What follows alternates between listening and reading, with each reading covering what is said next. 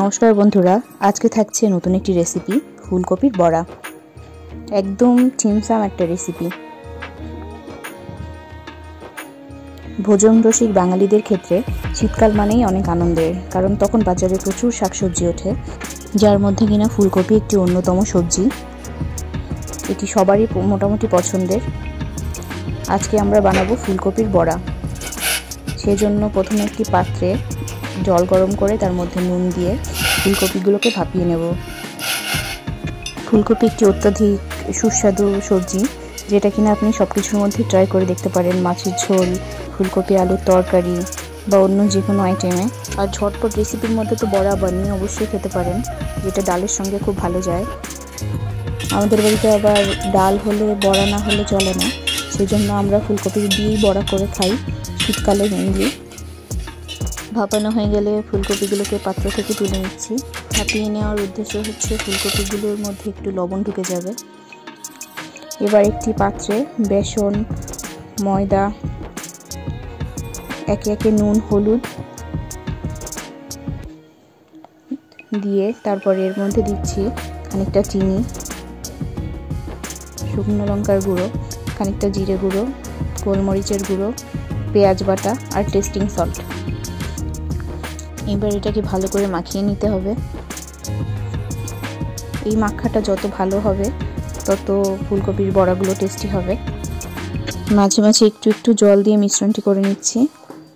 মিশ্রণটি একদম ঘনও হবে না, আবার একদম পাতলাও হবে না। ডালের সঙ্গে প্রথমেই যদি পাতে একটা দুটো ফুলকপির বড়া পড়ে যায়, তবে খাবারটা ঠিক জমে যায় আসলে। মিশ্রণটা তৈরি হয়ে গেলে আমরা কড়াইতে তেল গরম করতে দিয়ে দিয়েছি। তেলটা গরম হয়ে গেলে এর মধ্যে মিশ্রণে ডুবিয়ে নিয়ে ফুলকপিগুলোকে একে একে কড়াইতে দিয়ে দেব। একদম ইজি, যারা কখনো চুলোর কাছে যাননি তারাও এটি করে নিতে পারবেন।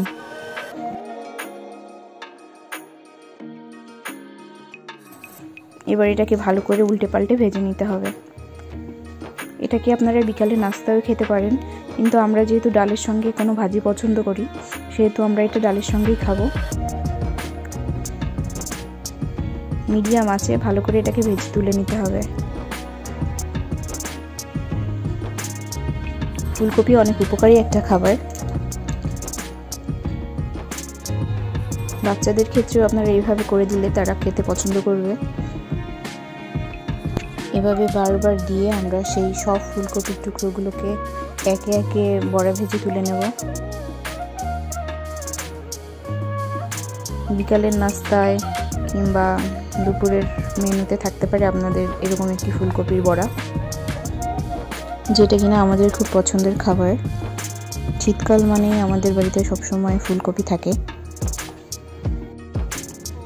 আমাদের বাড়িতে ফুলকপি দিয়ে বিভিন্ন আইটেমই হয়। ফুলকপি আলু ভাজলেও সেটা অনেক টেস্টি হয়।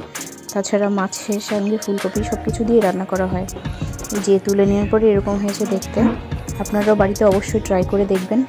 আর ভালো লাগলে অবশ্যই একটি লাইক, কমেন্ট, শেয়ার করে আমাদের পাশে থাকবেন। নমস্কার।